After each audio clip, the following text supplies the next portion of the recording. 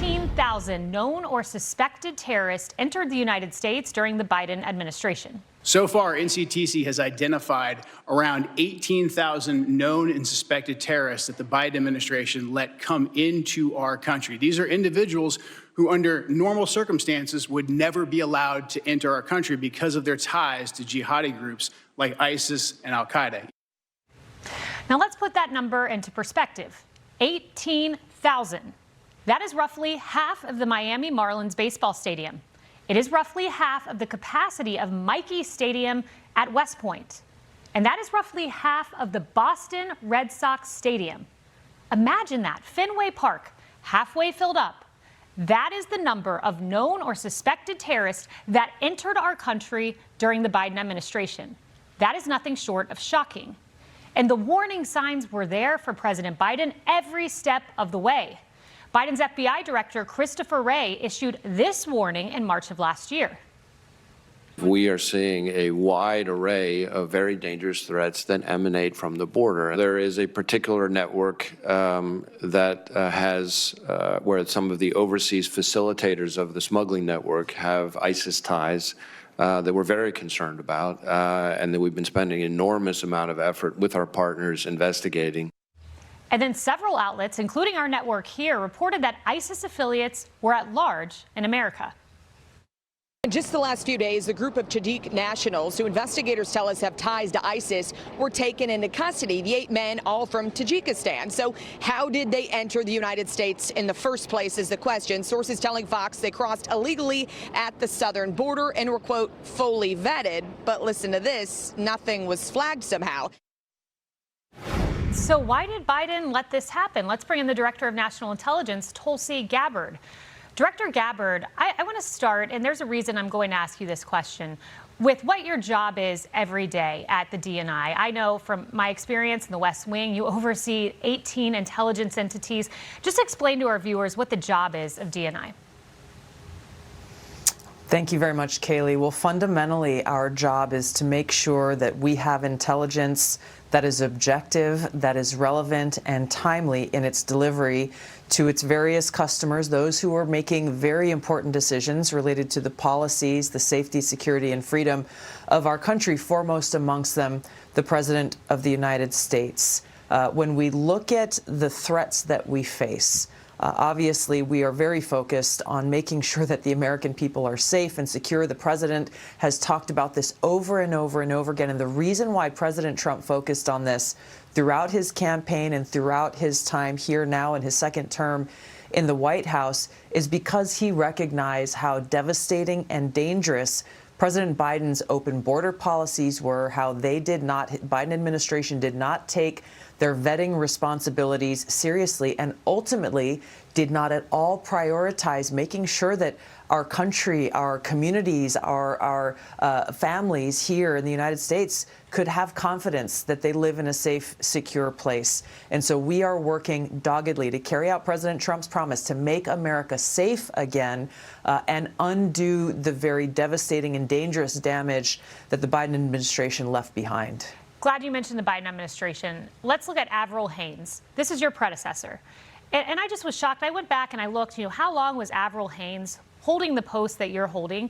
She served for 4 years. You can see here on the screen, 4 years she served. I'm sure when you came in, you were looking at some intelligence she left behind.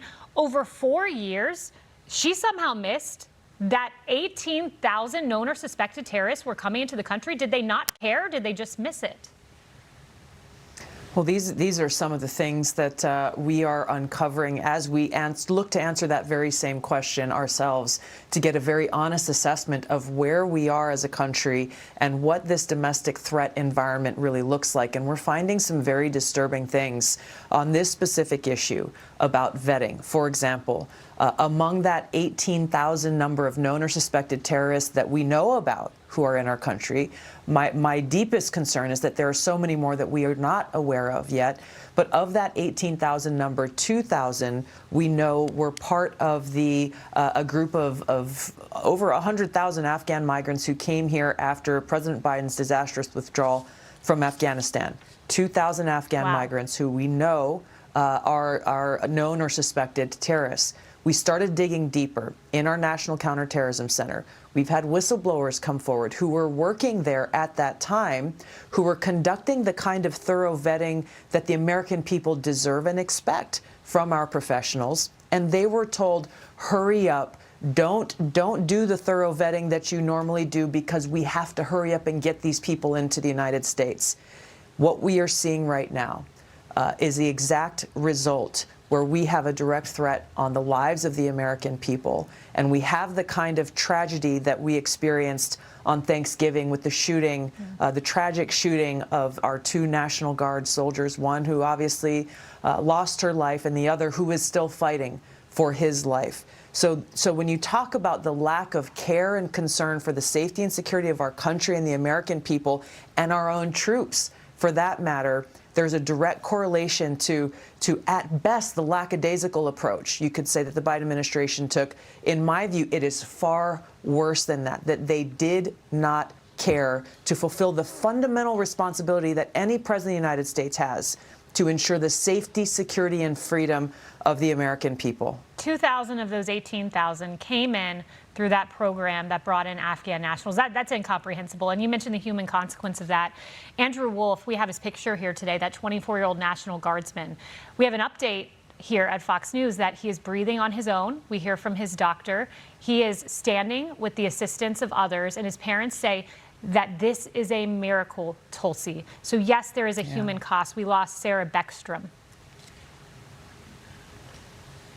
Yeah, you know, this is something that we are grateful every time we hear good news about what Andrew is doing. Of course, our job is to try to use our intelligence capabilities, working very closely with the Department of Homeland Security and the FBI and our other partners to try to prevent these kinds of attacks. So we are working on vetting all of those who were led into our country, both with the disastrous Afghan withdrawal, as well as others who we know have been led into our country without proper vetting, but also working to make sure we can try to prevent these kinds of domestic terror attacks from happening that are being orchestrated and planned and led or influenced by terrorist groups like ISIS and al-Qaeda, who in different parts of the world are continuing to try to plot against us. Yeah. You remember recently in Michigan, we worked closely with the FBI on preventing a planned terrorist attack that was going to occur around Halloween. That's a good news story. We are working around the clock to try to continue to prevent these kinds of attacks from happening in our country. We're glad to know you're on it. And we just have a few moments here, but the Army-Navy game is today. You, of course, were in the Army Reserves. You went to this game with President Trump last year. We have some footage there of you in the box with him, J.D. Vance, as well. Will you be watching this game today, Director Gabbard?